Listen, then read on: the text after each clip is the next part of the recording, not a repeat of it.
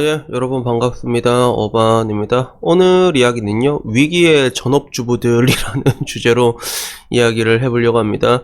위기의 전업주부들이라고 하니까 옛날에 미드 중에 굉장히 유명한 미드가 있었거든요. 위기의 주부들이라고. 그래서 그 드라마를 보면 굉장히 조신한 여잔 줄 알았는데, 알고 보니까 개판이거든. 그냥 동네방네 그냥 보지 파워 이게 쓰고 다니는 그 개판인 여자들의 이야기였던 그 미드 제목이 위기의 주부들이었는데, 오늘 제가 이야기하는 위기의 전업주부들은 약간 뭐 그런 맥락은 아니고 파리쿡에 올라왔던 이야기가 하나 있거든요. 그래서 여초 중에선 그래도 제가 봤을 때 가장 온건한 커뮤니티가 파리쿡. 여기가 연령대가 조금 높단 말이야. 저보다 약간 누님 또래들이 많아서 가장 온건한 곳인데, 여기에 어떤 글이 하나 올라오면서 이야기가 시작이 되거든요. 그래서 중3 딸이 그래서 엄마는 전업이냐 이렇게 물어본 이 제목에서 전쟁이 시작이 됐어요. 그래서 뭐 간략하게 요약을 하자면, 어렸을 때 아이가 좀 잔병치레를 많이 해서 그래서 전업해서 온갖 병원 다 다니며 열심히 키웠대. 빼빼 말하지만 학교는 지금 와선 잘 다니고. 그런데 뭔가 이 딸이 공부를 잘 안 했나봐. 그래서 방학 첫날부터 늦잠에 책상에는 온갖 웹툰 책에 SF 소설들이 널브러져 있으니까 그거 가지고 쿠사리를 놨지. 성적 겨우 중간인데 이래서 인문계는 가겠냐고 한마디 하니까 그 딸이 빡쳐가지고, 엄마는 그리 열심히 공부했다면서 전업주부냐라고 얘기를 한 거야. 여기서 이제 이 이야기가 시작이 된 거거든. 근데 이 이야기를 들고 어떤 댓글들이 나왔냐면 되게 재밌어, 이게. 뭐 어떤 댓글 제일 먼저 나왔냐면, 열심히 공부를 해서 네 아빠를 만나서 덕분에 전업주부를 한다고, 열심히 공부 안 했으면 맞벌이 해야 한다고, 그렇게 말하라고 했다는 댓글들이 이게 막 오더라고. 그런 말들이 올라왔고, 그리고 이제 그렇게 말하면 안 통할 거다, 결혼만 잘하면 장땡이란 소리밖에 되지 않는다라는 얘기부터, 뭐 요즘 애들이 많이 다르다부터 뭐 버르장머리가 없다, 뭐 이런 얘기들이 엄청 많이 나오는데, 근데 이 모습이 어떤 거였냐면, 어떻게 하면 저 중학교 딸내미한테 이게 말싸움으로 이길까, 아줌마들이 모여서 머리를 싸매고 고민하는 그런 것들이 너무 보이는 거야. 그러니까 이게 말 그대로 위기의 전업주부가 아니고는 뭐냐라는 것들이지. 그 중에서는 어떻게 하면 얘네들의 그 딸내미의 그런 동정심을 쥐어짜낼 수 있을까 하는 댓글들도 있었거든.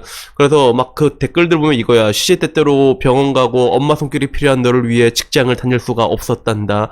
엄마도 전업주부가 될 줄 몰랐지만 주어진 환경에서 최선의 선택이었다. 그런데 너는 지금 네가 하는 짓이 너의 최선의 선택이니? 이러면서 야, 이러니까 내가 봤을 때 이 사람 판에서 좀 활동하다 넘어온 것 같아. 판춘무늬에서 활동한 그런 필력인데, 근데 이걸 보니까 나는 좀 이렇게 왜 이렇게 사람들이 이렇게 많이 포인트를 못 잡고 있나라는 그런 생각들이 들더라고. 그리고 이런 댓글들을 보면서 파리쿡이 파리쿡한다, 그러니까 뭐 이런 식의 자조 섞인 말도 있고, 그리고 엄마의 인생을 아이 때문에 이랬다 저랬다 얘기한 건 무언의 폭력이다. 아이가 내가 원했냐고, 내가 그러라고 시켰냐 물으면 뭐라고 대답할 건데, 엄마의 인생과 엄마 본인의 선택 문제를 아이와 결부하지 않았으면 좋겠다라는 멀쩡한 댓글들도 뭐 간간히 보였는데, 근데 결국에는 여기에 있는 여자들의 대부분이 결국에는 어떻게든 이게 말싸움을 해가지고 이 아이를 이길 생각만 하고 있는 거야.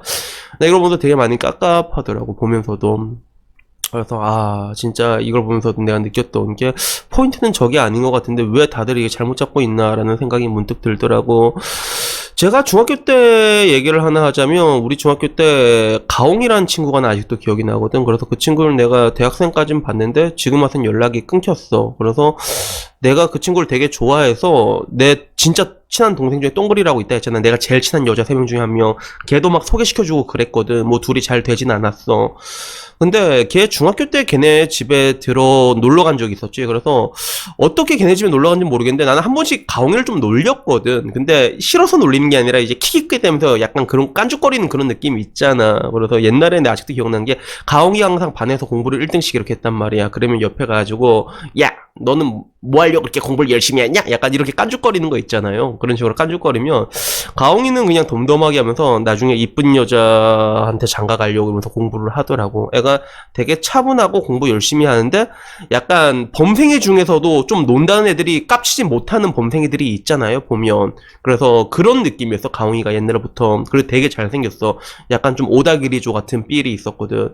그래서 걔네 집에 놀러 갔을 때 아버지가 계시더라고. 그래서 원래 내가 그때 간 시간에 아버지가 원래 있을 시간이 아닌데 아버지가 있어. 내가 깜짝 놀랐어. 아버지가 막 허벅지 뻑뻑 굴리면서 신문 보다가 내가 오니까 가옹이한테 그 밥 차려주더라고. 이제 라면 차려준 걸로 기억해. 라면 차려주는데 근데 아직도 되게 웃겼던 게 가옹이한테 그걸 물어보더라고. 되게 그 당시에 좀 약간 핫한 이슈였거든. 뉴스나 이런 데 장식했던 거. 그래서 가옹아 이런 거인 거 어떻게 생각하니? 라고 얘기하니까 가옹이는 뭐 그런 거 같아요 라고 대답하고 그 옆에 또 남동생이 또 있었거든. 기억이 나. 그래서 걔한테도 물어보고 나한테도 물어보는 거야. 그래서 난 말하면서 모르겠는데요 이러고 나 라면이나 처먹었지.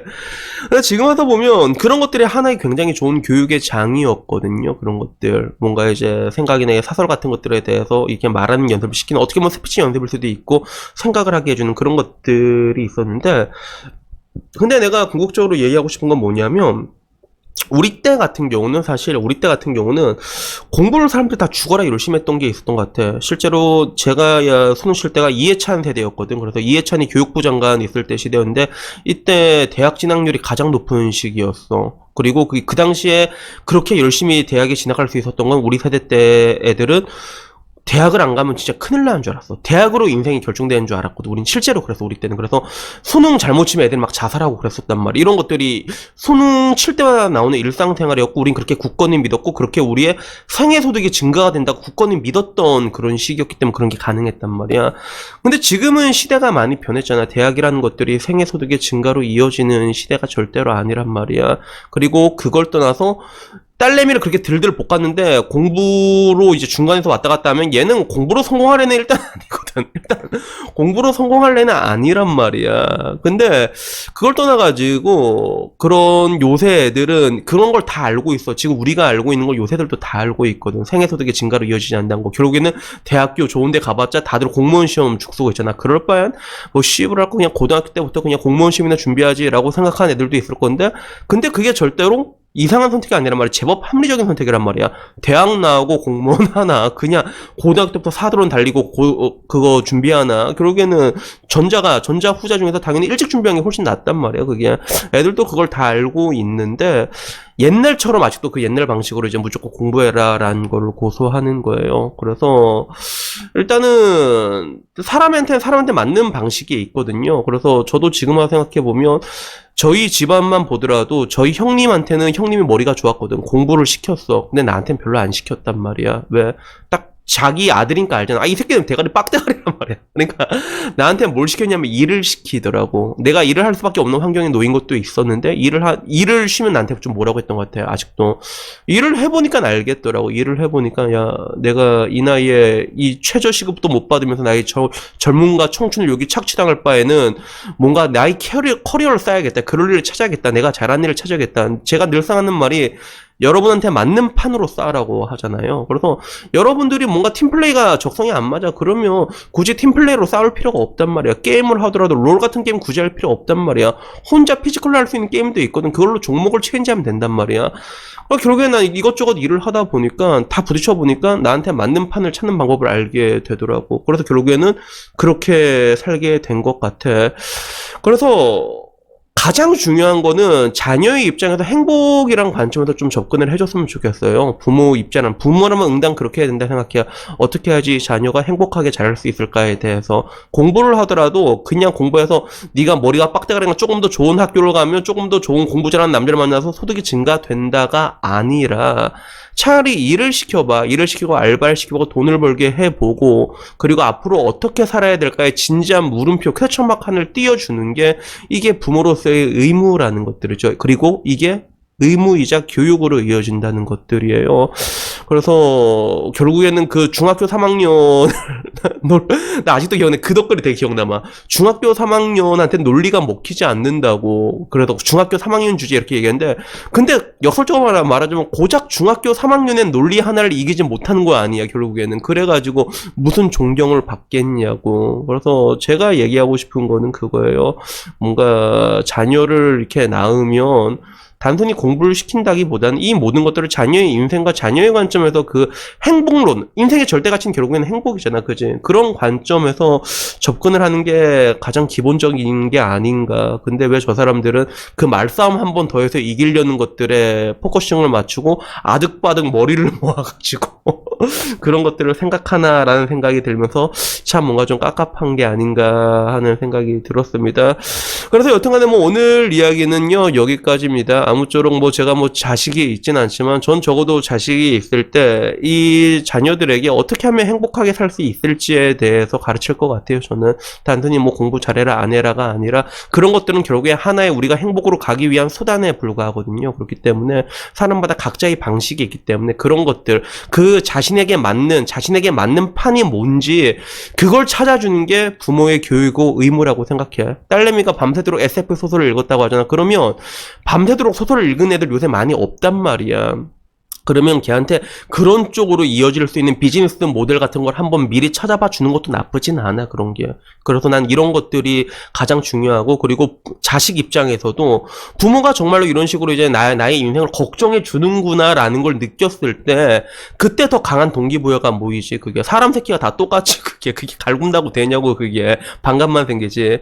그래서 여튼 간에 뭐 오늘은 이 얘기를 한번 해보고 싶었습니다. 여튼 뭐 오늘 이야기는 여기까지고요. 다음엔 조금 더 좋은 이야기로 찾아뵙도록 하겠습니다. 이상입니다. 감사합니다.